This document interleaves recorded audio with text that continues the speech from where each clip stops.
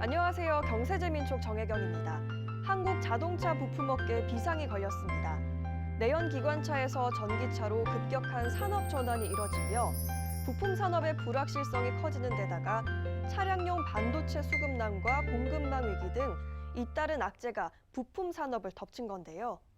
러시아 우크라이나 전쟁, 패권 경쟁에 따른 자원 무기화, 또 중국 상해 봉쇄까지 겹겹이 쌓인 악재에 지난해 자동차 부품 10곳 중 3곳이 이익이 줄거나 적자를 면치 못했다고 합니다. 올해 전망도 밝지 않아 업계의 시름은 날로 깊어지고 있는데요. 정부의 관심이 시급한 지금, 자동차 부품 업계의 현황과 해결점을 짚어보도록 하겠습니다. 한국자동차부품협회 오병성 회장과 함께합니다.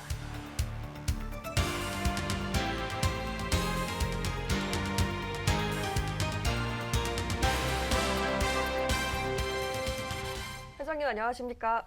안녕하세요.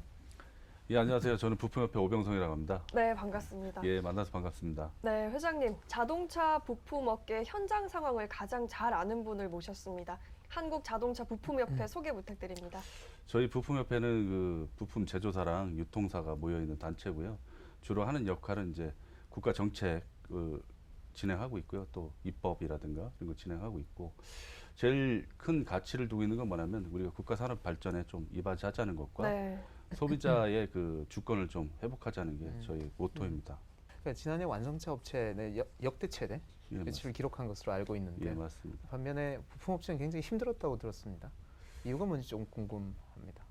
다 의아하게 생각하실 겁니다. 어차피 자동차가 많이 팔리면 거기에 들어가는 부품도 당연히 그 수요가 많기 때문에 그러게요. 훨씬 좋을 것 같은데, 문제는 뭐냐면 지금 다 아시겠지만 이제 글로벌적으로 이제 재료비 상승이라든가 또 지난 정부 때 과도한 인건비 상승이라는 것들이 있잖아요. 네. 그런 것들이 반영되다 보니까 사실 저희가 납품하는 납품 가격은 인상된 게 없거든요.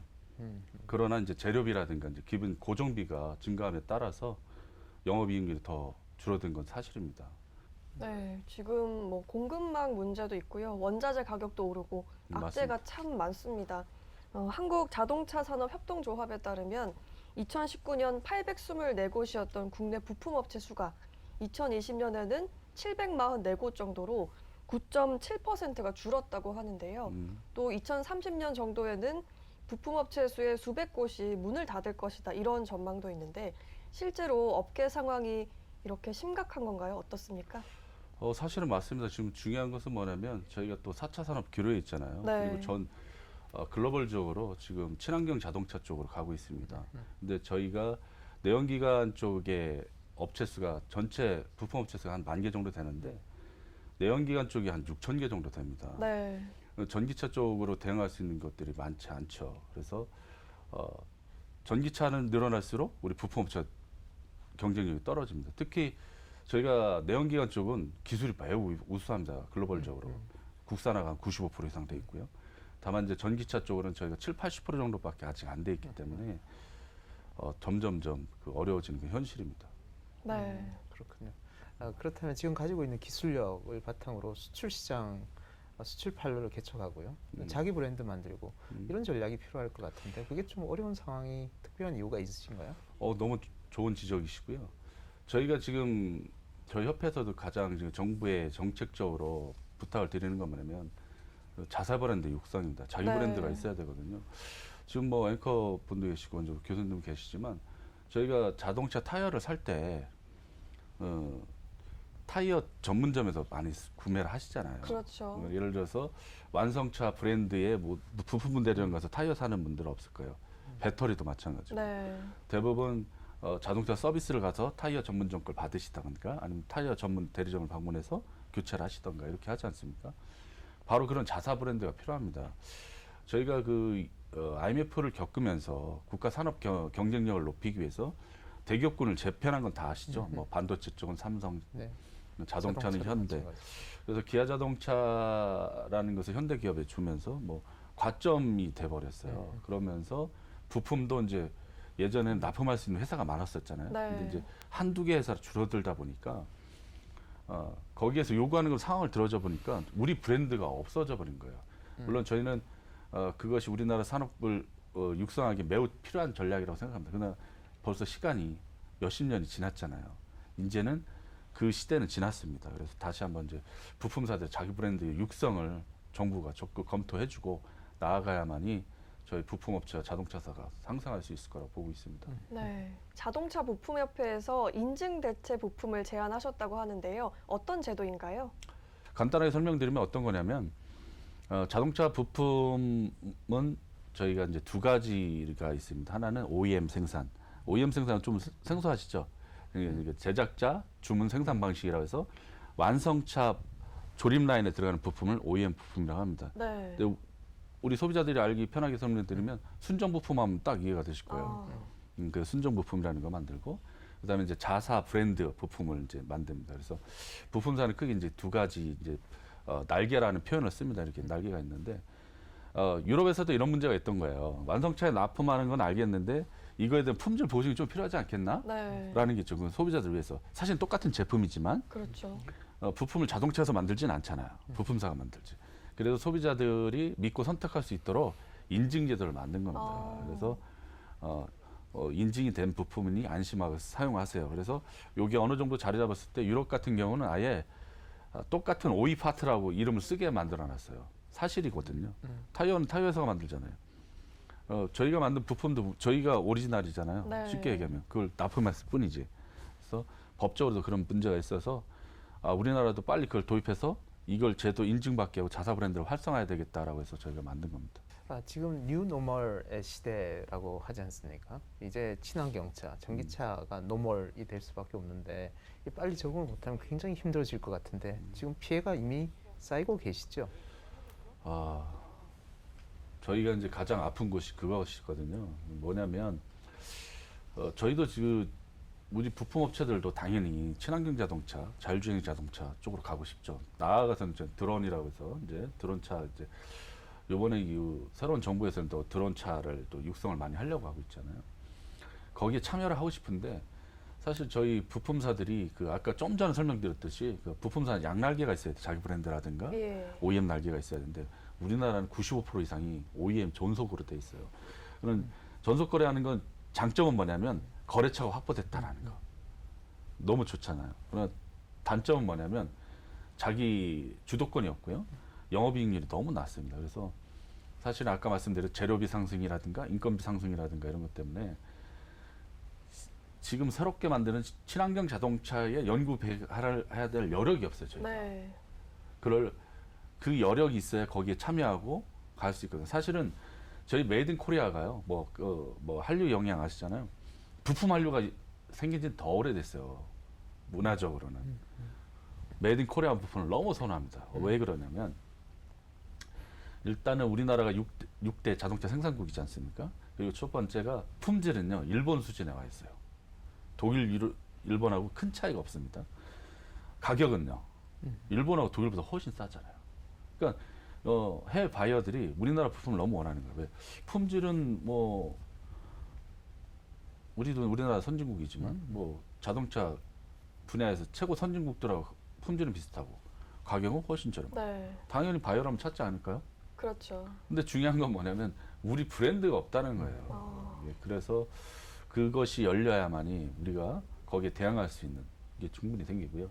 저희가 2018년도에 국회 국정감사 때 자료를 저희가 제출한 게 있는데 저희도 이제 조사를 해서 전속 거래하는 업체의 영업이익률 그리고 자기 브랜드만 있는 영업이익률 그다음에 전속 거래와 자기 브랜드가 공존하는 거에 영업이익률을 이렇게 비교한 적이 있어요. 전속 거래를 한 거는 2%, 3%가 안 됩니다. 그리고 자기 브랜드만 있는 것은 18% 정도 되고요. 그리고 전속 거래와 자기 브랜드가 같이 있는 것들이 있습니다. 그런 것들은 12에서 13%가 납니다. 그러면 자기 브랜드가 있는 게 좋은 거 아니라는 건 또 있잖아요. 근데 네. 매출 규모라는 게 있잖아요. 매출 규모가 제일 좋은 게 뭐냐면 자기 브랜드와 전속 거래를 같이 하는 게 매출 규모가 가장 좋고요. 그리고 영업이익률도 충분히 나오기 때문에 우리가 뭐 4차 산업이 온다 다 대응할 수 있는 충분한 여력이 되더라고요. 그래서 저희가 공정이라든가 이런 데다가 이제 말씀드린 건 뭐냐면 부품 업체들이 자유롭게 자기 브랜드로 팔 수 있도록 육성하는 정책을 마련해 달라고 지난 정부에도 요청했고요. 이번 정부에도 이제 강력하게 저희가 그걸 요청하고 있는 상황입니다. 네, 앞서 인증 대체 부품에 대해서 말씀을 해주셨는데요. 이 제도를 통해서 국내 부품 제조사 브랜드를 키우고 또 차 부품 수리 시장을 활성화시키고 있다고요? 네, 맞습니다. 이것이 얼마나 소비자분들한테 와닿는 게 뭐냐면 어, 표현이 맞는지 모르겠습니다. 네. 적절한 표현을 제가 좀 생각이 안 나서 저희가 농수산물을 직거래하는 거와 소매 시장에서 사는 거하고 가격 차이가 어떨까요? 당연히 직거래가 싸겠죠. 직거래가 싸겠죠. 그겁니다. 아. 그 얘기 뭐냐면 쉽게 얘기하면 저희가 부품 제조를 하면 보통 어떻게 되냐면 유통단계가 부품 제조를 해서 완성차에다 납품하죠. 완성차 총판이라는 데가 있습니다. 또 총판서, 대리점, 또 지정정비소 여러 단계를 거치게 되겠죠. 네. 그럼 여러 단계를 거치면 물류비가 발생해야 되고요. 유통 마진이라는 거 어쩔 수 없이 발생하잖아요. 그런데 저희 인증 자기 브랜드를 하는 것은 뭐냐면 부품 제조사, 대리점. 그러니까 유통 단계 3, 4단계가 없어져요. 아, 그러면 품질은 같잖아요. 네. 우리가 만든 거니까. 품질은 같은데 많은 품목은 한 70% 정도 저렴하고요. 적은 품목 한 30% 정도 가격이 저렴해 줍니다. 그러면 참 인증 대체 부품이 소비자들에게 정말 유용한 제도인 걸 알겠는데 어떻게 이걸 접근을 해서 잘 찾아서 할 수 있는지 그 방법이 궁금하거든요. 저희가 그 부품을 찾으려면 일단 저희 협회에 그 웹사이트를 접속하셔도 되고요. 아. 그 스마트폰 어플도 저희가 개발을 다 해놨어요. 그래서 네. 안드로이드 계열 쓰시는 분은 이제 뭐 그 안드로이드 마켓에서 아이폰 계열은 아이폰 그 마켓에서 인증 대체품이라고 치면 네. 어플이 나옵니다. 오토아이라고 합니다. 오토아이 어플을 다운받아서 하면 자기 차에 맞는 부품이 있는지 없는지 확인할 수 있고요. 또 저희가 그 정비연합회랑 MOU를 체결을 해서요. 네. 소비자들이 편리하게 가서 수리할 수 있도록 지금 진행을 하고 있습니다. 많은 분들이 오토아이 꼭 사용을 해보시고 다운 받으셨으면 좋겠습니다. 오토아이가 있고 또 요즘은 또 네이버몰을 많이 이용하시더라고요. 거기에서 이제 카파몰이라고 있습니다. 카파몰. 저희 네. 협회 약자가 카파야. KAPA. 카파몰이라고 치면 편리하게 구매하실 수 있습니다. 네, 좋습니다. 카파몰까지 네네네. 꼭 많은 분들에게 알려줬으면 좋겠네요. 네. 이렇게 전기차에 들어가는 부품 수와 내연 기관차에 들어가는 부품 수가 차이가 날 것 같은데요. 이 전기차에 들어가는 부품 수가 좀 적습니까? 어떤가요?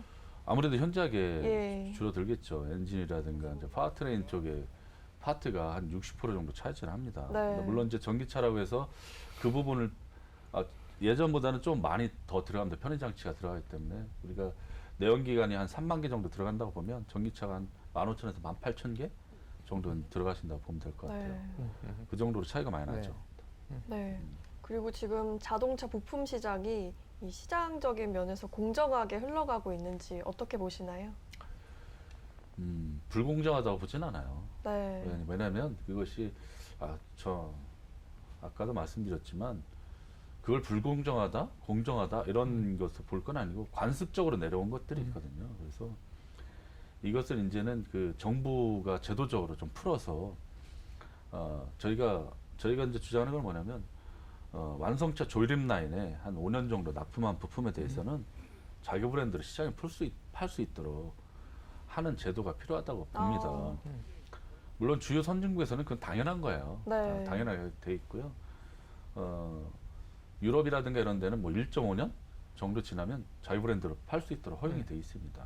물론 우리나라도 법으로는요 그런 예. 것들이 돼 있어요. 그러니까 뭐 자유롭게 팔 수는 돼 있어요. 근데 관습적으로 안 되는 거지. 그러니까 산업 내에 관행적으로 지금 그 제약된다는 말씀이시군요. 왜 그러냐면 그 어렵단 말씀이지만 그 자동차사가 지금 아까 그 교수님 얘기했듯이 과점 체자잖아요. 뭐 셀프로 저희가 몸을 숙인다고 할까? 내가 내 브랜드를 팔면 네. 신차 개발할 때 나를 참여 안 시키면 어떻게 하지? 이런 두려움이 밑바탕에 좀 깔려 있는 거죠. 그게 가장 큰 허들이에요. 그것을 거들려면 기업이 야 니네가 스스로 해. 뭐 자동차가 니네 방해 안 할 거 아니야.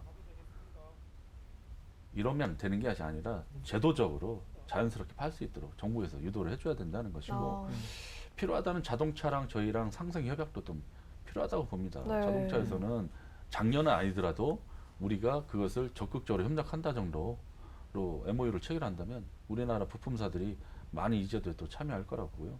그렇게 되면 아까 말씀드렸듯이 우리 일단 첫 번째 우리 소비자들한테 가장 혜택이 옵니다. 네. 그리고 또 하나가 제도적 뒷받침을 해줄 게 있어요. 정부가 자동차 보험 약관이라는 게 있습니다. 우리 자동차 보험 다 들지 않습니까? 자동차 보험이 왜 중요하냐면 그럼 자기 브랜드 시장을 열어줬어요. 네. 예를 들어서 그러면 그 시장에서 가장 많이 쓰이는 시장이 보험 시장입니다. 아. 보험 수리 시장이에요. 네네. 보험 수리 시장이 가장 많이 쓰이기 때문에 보험 수리 시장에 지금 한 부품이 연간 한 2조 정도 사용이 돼요. 2조 원 시장이잖아요. 그 시장을 열어준다면 우리 부품사들 자기 브랜드로 쉽게 거래처를 확보할 수 있는 계기가 되겠죠. 내수 시장 확보가 되고 그다음에 이제 해외 시장을 나가면 되는데 지금 저희가 보험 약관은 되어 있어요. 근데 해외처럼 돼 있지는 않고요. 좀 잘못된 그 제도라고 보여서 저희가 이제 개선을 노력을 하고 있는데 사고를 내신 분한테 페이백을 하는 제도로 돼 있어요. 아. 사고 낸 분이 인증 네. 부품을 사용하면 일정 부분의 돈을 돌려준다. 이런 제도, 전 세계 이런 제도는 없습니다. 왜 그러냐면 저희 보험에 어떻게 돼 있냐? 자동차 수리 시 원상 회복을 한다고 돼 있잖아요. 원상 회복 시 새 부품을 쓰게 돼 있어요. 쉽게 얘기하면 새 부품. 네. 그죠? 저 인증 부품이 새 부품이죠. 네.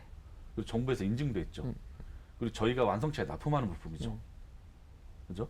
그러면 아까 말씀드렸듯이 완성차에 들어가는 유통 마진이라든가 이게 줄어든 거죠. 그래서 이거 소비자가 사용하는 거잖아요. 이렇게 하면서 이제 보험 손해율이 떨어지고 우리 보험료를 내려가면 되잖아요. 그런데 우리나라는 그때 제도적으로 엉뚱하게 그러면 OEM하고 가격 차이가 나네? 이게 줄어들었네? 그럼 소비자한테 줄어든 거에 대해서 보상해줘야지? 이렇게 돼 있어요. 네. 어느 나라군요. 원상 회복은 하면은 보상이 끝난 거예요. 왜냐면 새 부품을 갈아줬기 때문에. 그리고 나서 이 부분에 보험료를 나중에 떨어뜨려 주는 것이 소비자 혜택이 아닐까요? 네. 해마다 보험료가 많이 올랐잖아요. 주범이 부품입니다. 아. 부품이 주범이에요. 옛날에는 사람이 대인이 주범이었어요. 그러나 지금 수입 차종이 많이 늘어났고 전기차는 스치기만 해도 2천만 원입니다. 수리비가. 아시겠지만 전기차라든가 이런 고가차들이 많아졌잖아요. 네. 그래서 이제 대물이 훨씬 커졌습니다. 지금 비중이 옛날에보다. 그래서 부품 값으로 수리비를 내리지 않으면 우리나라 자동차 보험료는 계속 오릅니다. 아. 그래서 주의 선진국은요 신차라는 기준이 있어요. 그래서 사실은 대부분은 인증 부품을 같이 보험 처리를 합니다. 네. OEM이든 인증 부품이든 사용하게 돼 있으니까. 그리고 좀 보수적인 나라는 3년 정도는 신차라고 봐서 3년은 OEM을 우선적으로 사용하시고 3년이 지나면 인증 부품 사용하세요. 똑같은 부품이니 네. 이렇게 돼 있어요, 법으로. 그게 당연한 거고요. 미국 같은 경우도 대부분은 인증 부품을 우선하게 사용돼 있는데 이제 한 개 줄 정도만 1.5년 정도만 OEM 쓰세요. 나머지는 동일한 인증품을 사용하세요. 이렇게 돼 있습니다. 그리고 나서 네. 국가가 뭘 관리합니까? 자동차 보험료를 관리하는 거예요. 지금 보험사는요 인증 부품이 있어도 소비자한테 안내를 잘 안 합니다. 사업하는 입장에서 매출액이라는 게 있잖아요. 1억의 1%와 1,000만 원의 1%는 같은 1%가 아니죠. 자동차 보험료 일종의 세금과 같아요. 그렇죠? 자동차 소유자들은 다 가입하시잖아요. 근데 정부랑 협상해서 제가 올해 2% 올렸어요. 그럼 저는 매출액 2%가 올라가는 거예요. 자연적으로. 네. 이해되시죠? 네. 그러니까 비용을 낮출 필요가 없다 이 말씀이시죠. 그렇죠. 왜냐하면 자동차 보험은 계속 손해예요. 손해예요. 그래서 이거는 뭐 대인이든 뭐든 이렇게 손해를 줄이는 방법만 찾으면 되는 것이고 여기 그 자동차 보험으로 들어온 돈 갖고 다른 거를 해요. 보험사가. 네. 이건 항상 흑자예요. 그런데 자동차 보험사는 뭐를 해요? 이 전체 흑자를 얘기 안 하죠? 이건 자동차 보험하고 상관없는 거예요. 자동차 보험이 적자라니까요. 올려주세요. 하잖아요. 계속 올렸잖아요. 네. 그럼 누가 손해죠?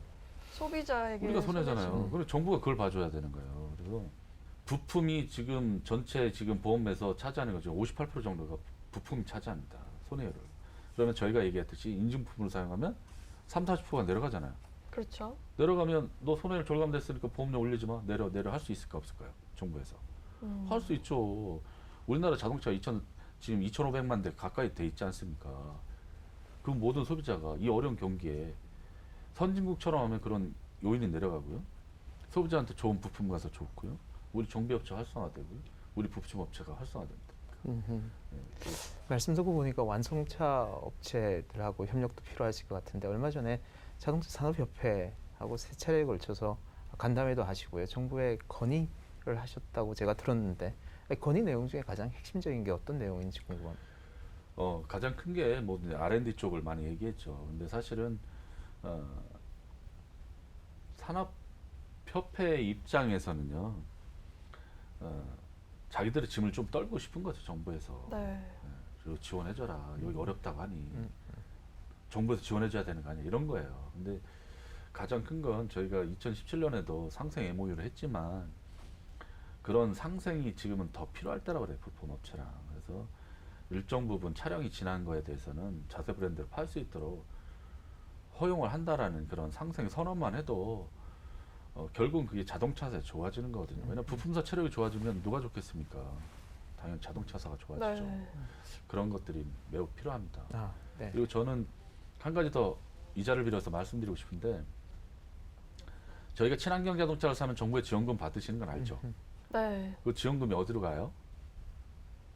자동차 업체가 자동차한테 가는 게 문제라는 거예요. 아. 그렇죠? 자동차사에다 준단 말이죠. 그럼 자동차에서 준 게 부품업체로 가나요?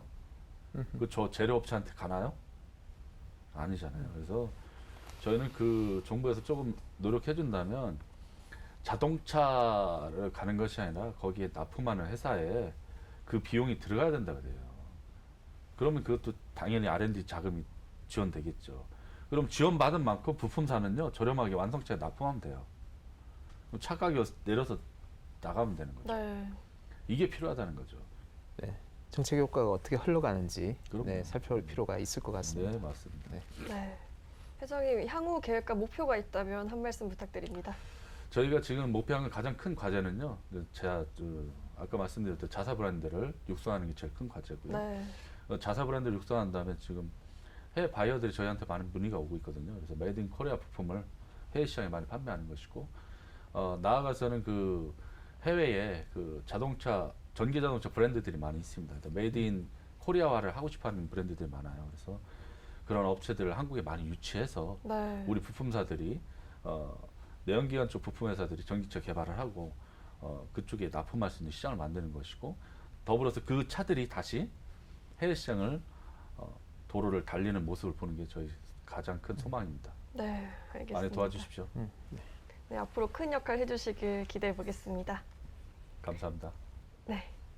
큰 전환기를 맞고 있는 자동차 산업, 내연기관에서 전기차, 수소차 등 이 미래차로 가는 길목에서 자동차 부품 산업이 해결해야 할 과제들이 만만치 않은데요. 자동차 부품 산업의 경쟁력을 높이는 데 한 뜻을 모아서 산학연관이 힘을 합쳐야 하는 시점입니다. 자동차 부품 산업의 생태계를 살리고 또 국가 미래 동력이 되길 기대해 보겠습니다. 회장님, 오늘 좋은 말씀 고맙습니다. 감사합니다.